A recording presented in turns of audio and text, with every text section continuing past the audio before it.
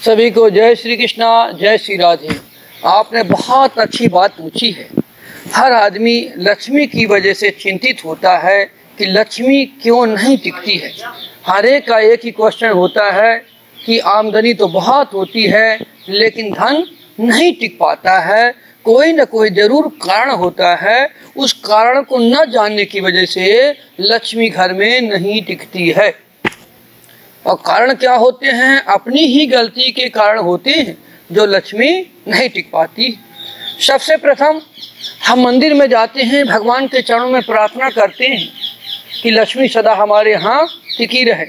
और वहाँ जाने के बाद जब हमें वहाँ प्रसाद मिलता है तो प्रसाद हम लेके आते हैं, उसी प्रसाद में से सबको बांटते हैं, सभी को प्रसाद बांटते हैं। ऐसा नहीं होना चाहिए। जो प्रसाद आपको मिला है आप प्रसाद सिर उधार करके तुरंत उसे ग्रहण करना चाहिए।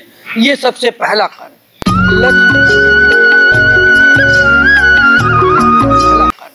लक्ष्मी न टिकने के 10 कारण होते हैं। कितने कारण हैं? 10 कारण। पहला कारण, जो प्रसाद मिलता है प्रसाद को स्वयं आपको ग्रहण करना है। प्रसाद नहीं किसी को अपने से उसमें बांटना है। दूसरा कारण होता है कि घर में हमेशा जब सोते हैं तो दक्षिण की तरफ पैर करके नहीं सोना है। दक्षिण की तरफ पैर करके नहीं सोना है। उत्तर की ओर सिर और दक्षिण में पैर सोने से भी लक्ष्मी रुष्ट हो जाती है। लक्ष्मी उस घर में नहीं टिकती है, दरिद्रता आने लगती है। तीसरा कारण होता है, मंदिर में जब जाते हैं मंदिर से आने के बाद घर में पैर नहीं धोना है। बहुत से लोग ऐसे घर में प्रवेश करेंगे सबसे पहले हाथ पैर धोना शुरू कर देते हैं। आप पवित्र स्थान से आए हैं, मंदिर से आए हैं, आशीर्वाद लेके आए हैं, जरा अंदर तक तो जाने दीजिए। उस दिन उस समय पर न हाथ पैर मंदिर से आने के बाद घर में कभी भी किसी भी कीमत में नहीं धोना चाहिए। चौथा कारण है कि रात में बहुत से लोग आटे गूंथ करके सुबह जल्दी ना उठने की वजह से फ्रिज में रख देते और वो गूंथे हुए आटे को पुनः उसे पूड़ी बनाते हैं, रोटियां बनाते हैं। ऐसा कदापि नहीं करना चाहिए।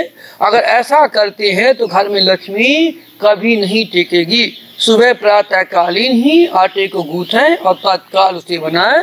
रात का गूंथा हुआ आटा सुबह प्रयोग कभी कदापि नहीं करना है अगर लक्ष्मी आपको चाहिए।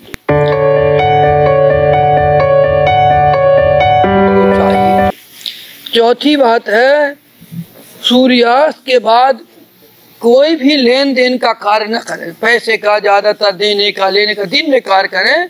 सूर्योदय से सूर्यास्त से पहले पैसे का हिसाब किताब करना चाहिए, लेन देने का कार्य करना चाहिए। सूर्यास्त के बाद धन का लेना और देना ज्यादा नहीं करना चाहिए। और साथ में रात में सोने से पहले पैसे नहीं गिनना चाहिए। बहुत से लोग खाना पीना खाए जब सोने का वक्त होता है तो पैसा गिनना शुरू कर देते, हिसाब लगाना शुरू हो जाता है, गड्डियां लगाने लगते हैं। ऐसा नहीं। रात के समय में सोने से पहले कदापि भी पैसे रुपए नहीं गिनना चाहिए। शाम को सब गिन लीजिए, रात्रि के समय नहीं। और सातवां, खाने के बाद थाली में हाथ नहीं धोना। खाना खाते हैं, मैंने देखा कई बार सभी लोग वहीं पे हाथ थाली में ही धोने लगे। ऐसा कदापि नहीं करना चाहिए। हाथ को वॉश बेसिन में उठ करके धोना चाहिए। अगर थाली में ऐसा कार्य करते हैं तो दरिद्रता का योग उत्पन्न होता है, लक्ष्मी वहां से जाने लगती है।